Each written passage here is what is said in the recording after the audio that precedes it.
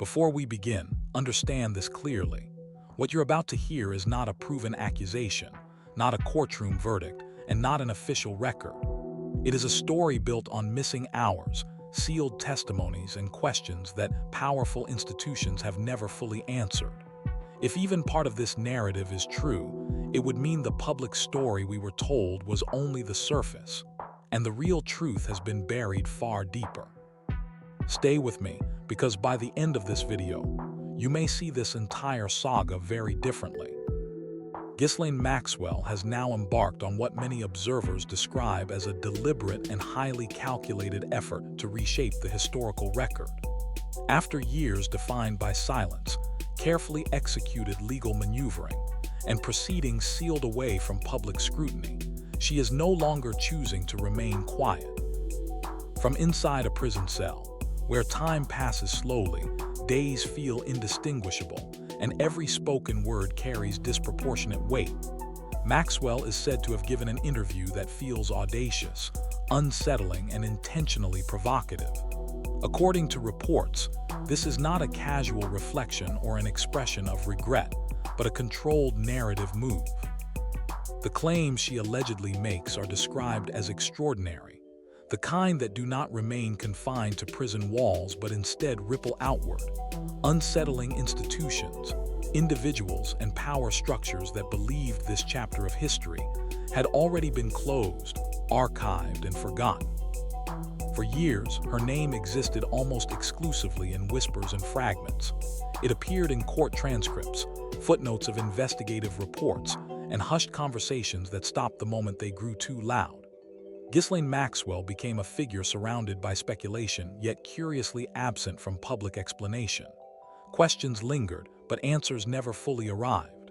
That prolonged absence created a vacuum, one filled with rumor, conjecture, and unresolved tension.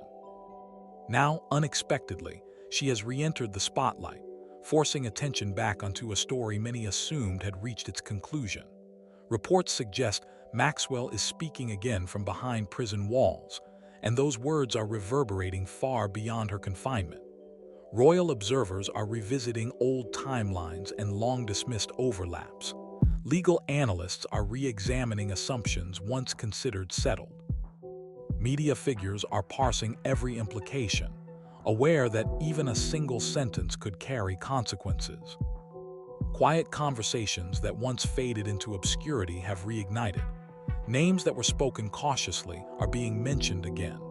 Long-buried letters are rumored to exist, documents that may complicate narratives previously accepted as complete. Fragmented recollections of private encounters, once dismissed as irrelevant or unreliable, are being reconsidered with new urgency. Connections that many believed had dissolved into irrelevance are suddenly being re-examined, not as coincidences, but as potential threads in a larger, unfinished tapestry. The past, it seems, is no longer content to remain buried. What makes this moment especially striking is the absence of any official response. There has been no prepared statement from palace officials, no carefully worded briefing designed to manage expectations or calm speculation, no public reassurance crafted to signal stability or closure. Instead, there is silence, and within that silence, tension grows.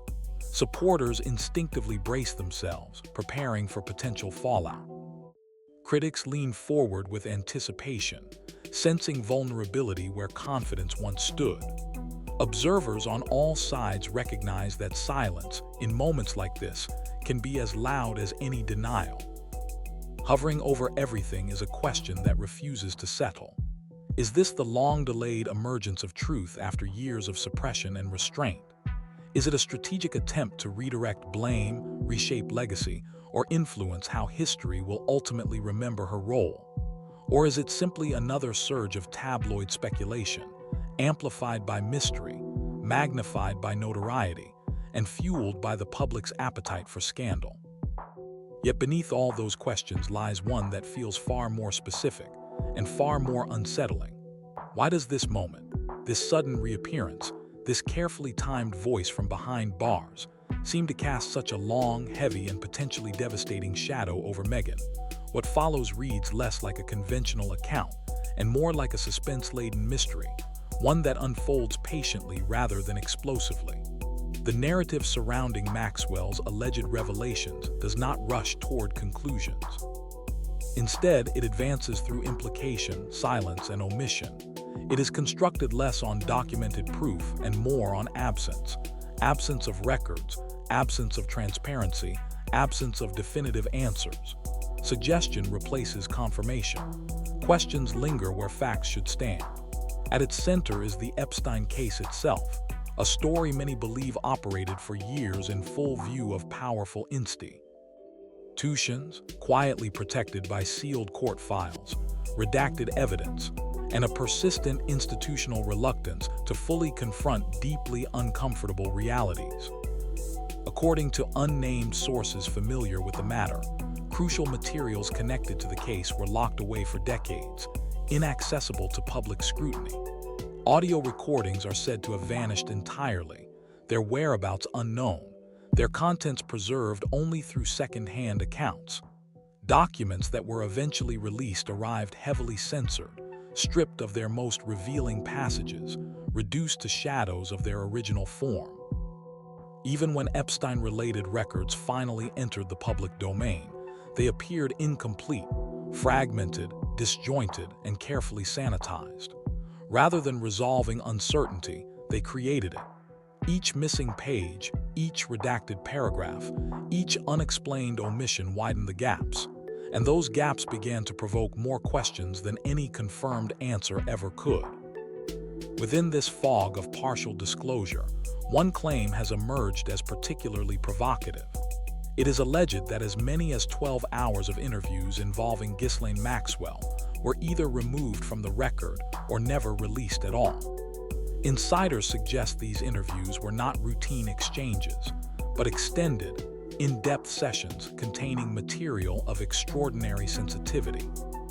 According to those same sources, the decision to withhold or eliminate these recordings was not incidental, but deliberate. And it is within those missing hours, within that silence, that the narrative places its most explosive assertion, that Maxwell allegedly mentioned Meghan Markle by name. In this account, Meghan's entry into royal life is not presented as the familiar public narrative of talent meeting destiny, or romance unfolding under the glare of global attention. Instead, the alleged testimony is said to have suggested a far more layered and controversial background, one that complicates the simplicity of the official story.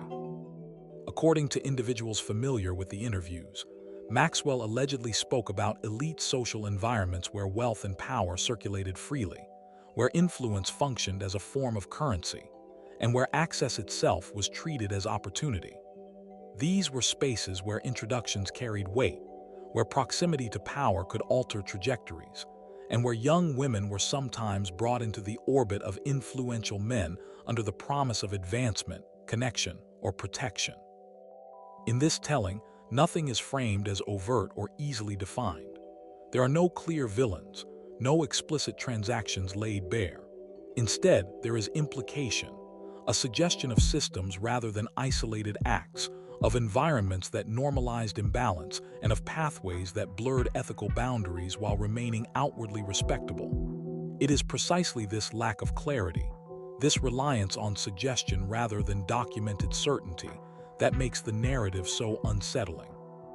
Because if these accounts are even partially true, then what has been presented publicly as coincidence or chance may warrant deeper scrutiny. And yet, it is the silence that remains most striking. The interviews are missing, the recordings are unavailable, the documents are incomplete. What remains is a story told through echoes and omissions, one that continues to surface not because it has been proven, but because it has never been fully answered. And as the narrative continues to unfold, the question grows more difficult to ignore. What exactly was said in those missing hours? And who might be affected if those words were ever brought into the light? Within these discussions, Meghan's name is reported to have surfaced, not overtly, but indirectly, woven into the conversation in a way that heightened intrigue rather than resolved it. According to the narrative, Maxwell allegedly relied at times on coded language when referring to certain individuals, a practice said to serve multiple purposes, obscuring identities, softening implications, or creating a layer of plausible deniability. In this telling, Meghan was purportedly referred to by the nickname flower, a word chosen for its symbolism rather than specificity. It is described as a term meant to evoke grace, beauty, and an outward appearance of innocence, while also suggesting an ability to move comfortably within elite, high-status environments. Supporters of this theory argue that such a nickname aligns with a broader pattern Maxwell was rumored to employ when speaking about women who navigated powerful social circles with ease and adaptability. Yet the narrative is careful, almost insistent, in emphasizing that no direct, publicly available evidence confirms these claims. There are no released transcripts, no audio recordings, no authenticated documents that verify the use of such language or the identities behind it. The intrigue exists precisely because proof is absent. The mystery is sustained not by what has been shown to the public, but by what remains concealed. Each missing record, each sealed interview, each unexplained omission adds weight to the speculation without ever tipping it into certainty. In this sense, the story feeds on its own incompleteness, drawing attention not to facts established, but to questions left unanswered. The narrative then introduces Virginia Giuffre, one of the most prominent and publicly recognized survivors connected to the Epstein case. According to this account, Giuffre at one point viewed Meghan as a potential witness in her civil case against Prince Andrew. This belief is presented carefully, not as an established fact, but as Giuffre's impression that Meghan may have possessed relevant knowledge about certain events, individuals, or social intersections connected to Epstein and Maxwell. The suggestion is not that Meghan was accused of wrongdoing, but that she may have occupied a position close enough to key figures that her testimony, had it occurred, could have been consequential. Had such testimony taken place, the passage suggests, it might have carried significant legal and public weight.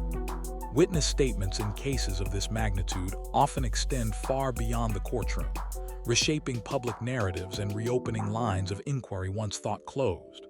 The possibility alone that a high-profile royal figure could have been called to testify introduces a level of tension that underscores why the case drew such intense global attention. Instead, Prince Andrew's lawsuit concluded abruptly in a settlement. Within this narrative framework, the settlement is not framed as a routine legal resolution, but as a decision that effectively halted further questioning and prevented sworn testimony from a range of high-profile figures. The implication, never stated as fact, never legally proven, is that allowing the case to proceed might have risked exposing connections, timelines, or associations that powerful institutions preferred to keep unexplored. The courtroom door closed, and with it, the possibility of public answers. What remains, once again, is silence layered over speculation. No verdict tested the claims. No testimony expanded the record.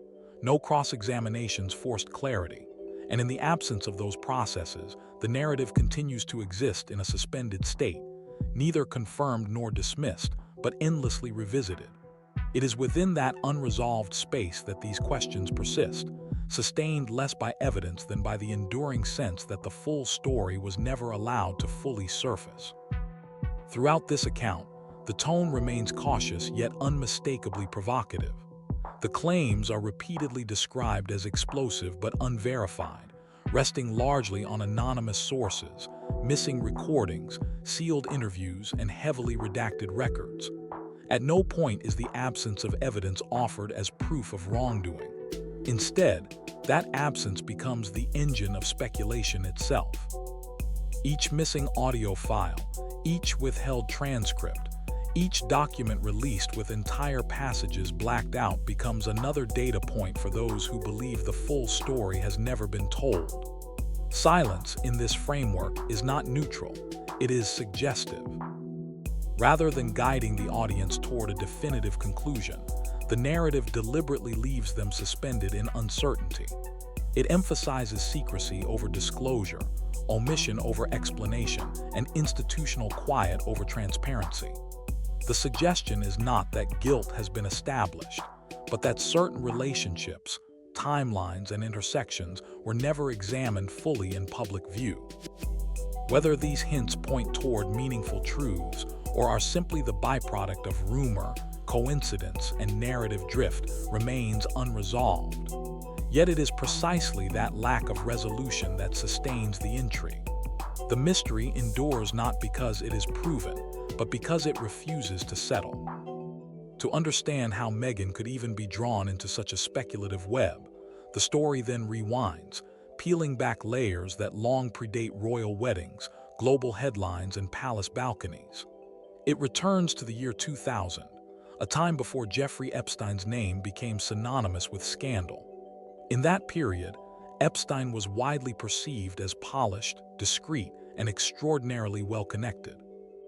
He was not viewed as a liability, but as a facilitator, someone who moved effortlessly through society's most protected circles, gaining access not through notoriety, but through trust.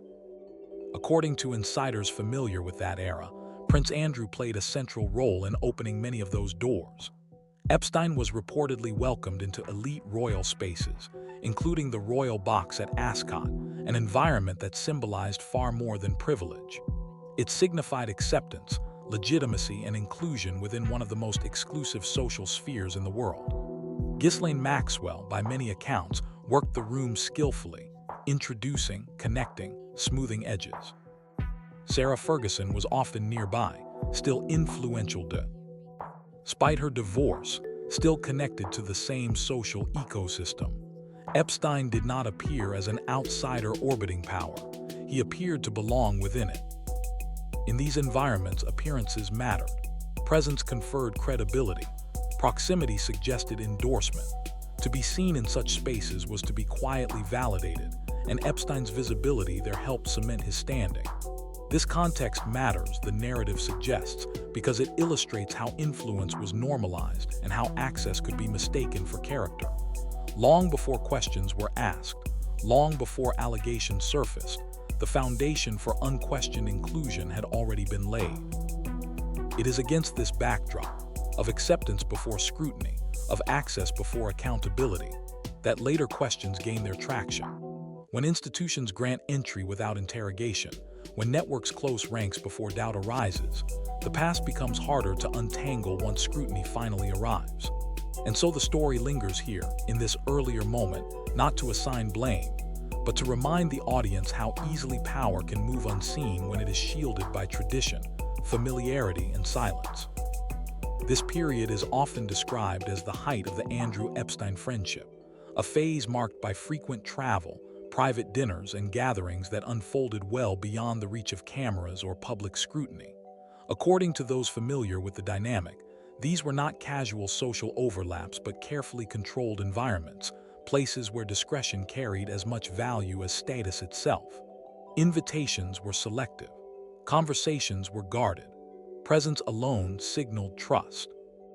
Within this setting, insiders claim Sarah Ferguson remained a central figure, not merely adjacent to the circle but actively navigating it. She is described as a skilled networker, someone who understood precisely who should be introduced to whom, and just as importantly, which paths should never intersect. With that history in mind, years later, Ferguson's public assertion that she had never met Meghan until after Meghan began dating Prince Harry struck some insiders as difficult to reconcile. Those familiar with elite social circuits argued that very little escaped Ferguson's awareness. In environments where access was curated and reputations quietly assessed, awareness was a form of currency. The belief among some observers is not that Ferguson deliberately misled, but that her version of events reflects a narrower definition of what meeting truly meant within those circles. If Meghan had ever moved within close proximity to Epstein, Maxwell, or Prince Andrew during earlier years, these individuals argue, it is unlikely such movement would have gone unnoticed. It is at this point in the narrative that the fairy tale framing begins to fracture. According to certain insiders, Meghan was not a complete outsider who suddenly stepped into royal life by chance, but someone who had hovered at the margins for years, visible yet unacknowledged, present but never fully admitted. One source characterized Ferguson's role during this period as one of subtle containment, not exclusion but management. Conversations were redirected, introductions were softened or delayed. Situations were quietly steered to ensure that no meaningful or irreversible connection formed between Meghan and Prince Andrew.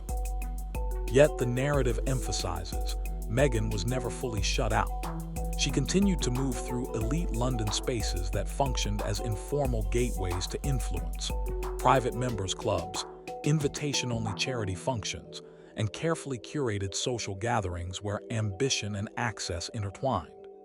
These were environments where reputations could be shaped quietly, where proximity mattered even when recognition did not. Meghan, according to this account, remained close enough to power to feel its pull, but far enough to avoid sustained scrutiny. That balance, visibility without spotlight, raises an uncomfortable question that lingers beneath the surface of the story. How long had Meghan been brushing against royal life before the public ever noticed? April 2015 is often identified as a turning point. Prince Harry attended the opening of Soho House, Istanbul, an event meticulously designed to blend wealth, celebrity, influence, and royalty into a single, carefully choreographed moment. The guest list was selective, intentional, and tightly managed. Among those invited was Meghan. Observers looking back now suggest that their meeting was unlikely to have been accidental. In this interpretation, it marked not a chance encounter, but a strategic convergence, one that transformed years of peripheral proximity into direct access. Whether orchestrated or coincidental, that moment is framed as the true beginning of Meghan's ascent, the point at which private ambition intersected visibly with royal destiny. What the narrative leaves unresolved is whether this trajectory was the result of calculated design, organic convergence, or something in between. What remains clear, at least within this telling, is that the path into royal life may have been far longer, more complex, and more carefully navigated than the public story ever suggested. And once again, it is not certainty that sustains the intrigue, but the persistent sense that the origins of this story were never as simple as they appeared.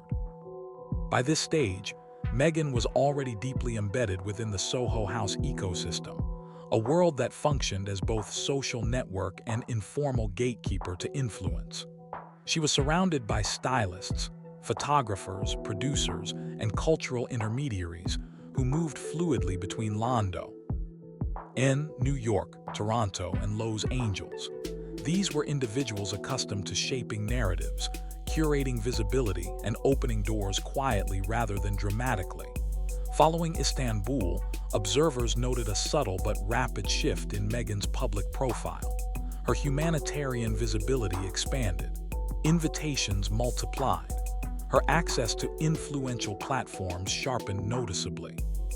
To some insiders, the speed of this transformation felt unusually seamless, as though the groundwork had been laid well in advance of the public romance that would later define her story.